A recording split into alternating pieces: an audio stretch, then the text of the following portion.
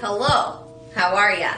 Chef Kennedy here, and welcome to my new mini-series, Creating Magic, where I take you step by step to create one epic meal. This month, we're working on how to build a cheese plate. Each week, I'll show you a new element to create a beautiful cheese plate to share with friends or enjoy alone. All right, we've made jams, we've made jelly, we've made preserves, and we've made pickles. We've even made 2 glorious types of vegan cheese. Now that we have the main staples of our cheese plate and all of its accoutrements, it's time for the fun part. The vehicle that delivers those delectable bites to your mouth. No cheese plate would be complete without bread and crackers. I'm kicking it up a notch and sharing an easy focaccia recipe done up 2 ways to accompany your cheese. It's gonna be unfocaccian believable. And don't worry, gluten-freers, I got y'all covered too. I'm gonna be making a crispy, seedy cracker that will satisfy all the same. Let's get it crackin'. All right, so we're going to be making sesame pumpkin chia seed crackers and focaccia bread. Let's start off with the crackers and a 1/4 cup of chia seeds, a 1/2 cup of water, and let that gelatinize for about 5 minutes. Add in a 1/2 teaspoon of salt, 2 tablespoons of sesame seeds, a 1/4 cup of pumpkin seeds, a 1/2 cup of almond flour, and mix. Add in 1 tablespoon of extra virgin olive oil. Mix again. Now we're going to take 1 sprig of rosemary and hold it at the thickest part and pull down. Pick off any additional sprigs that are left. Give that a rough chop, followed by a mince.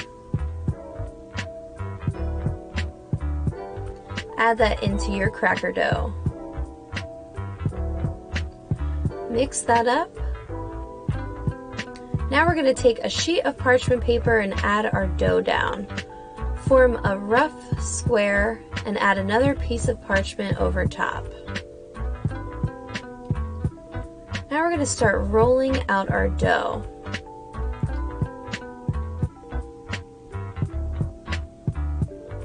Try to get it as even and thin as possible.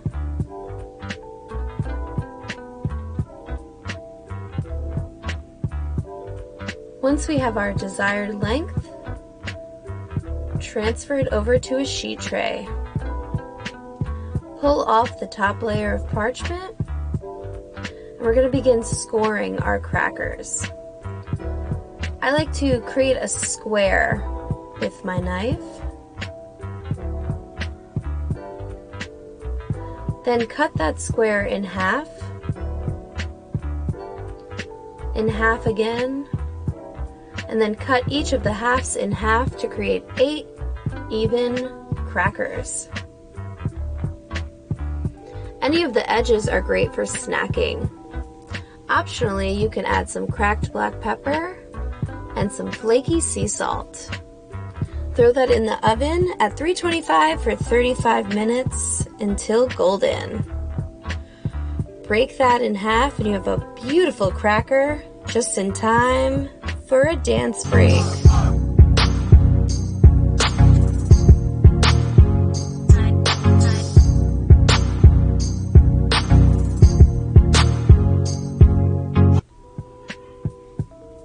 To our focaccia, we're going to take 2½ cups of all-purpose flour,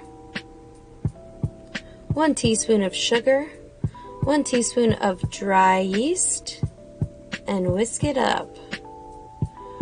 Now you're going to take 2 teaspoons of salt, 1¼ cup of warm water, and 2 tablespoons of extra virgin olive oil. Whisk that up until the salt is dissolved. Create a well with your dry mix and add in your wet mix. Use your spatula to start incorporating the dough.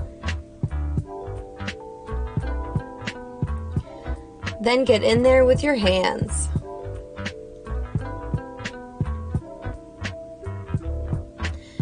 Add 2 more tablespoons of flour and mix till incorporated. Once that is mixed, you're going to add a ½ tablespoon of extra virgin olive oil. Roll that around. Once it's all tuckered in, you're going to wrap it in plastic wrap tightly and allow to rise for at least 6 hours. Once it has risen, add 2 tablespoons of good quality olive oil onto a sheet tray and spread it out.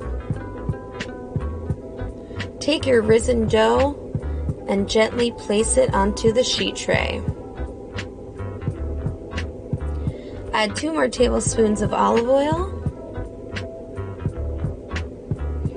And we're going to gently start pulling the dough into the shape of the sheet tray. You could use the tips of your fingers to start spreading out that dough. Once it is nice and spread, we're going to allow this to rise again for at least 1.5 hours to 2 hours. Now that it has risen, we're going to spread out that dough one more time.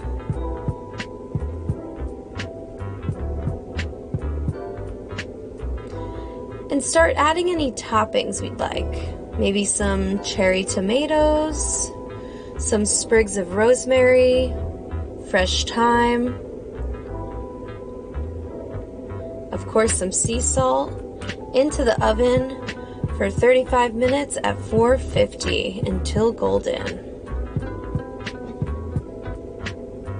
Okay, so we've made our crackers and focaccia, and it is time for the taste test.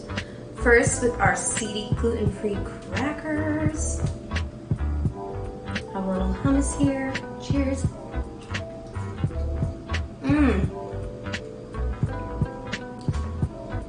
Damn. These are good. All that texture from the seeds. And don't be nervous if you're not gluten-free, you're like, that's gonna taste like cardboard. These do not taste like cardboard. They are delicious. You will love them, so eat them. All right, onto our focaccia with all these herbs and cherry tomatoes, or just a heap of salt, either way. Again, amazing, fantastic, 10 out of 10. All of that like olive oil is really coming through. This is where good quality ingredients really shine. So don't be using any like Bertolli's, like fake shit. I'm not coming for your brand Bertolli's, not sponsored obviously.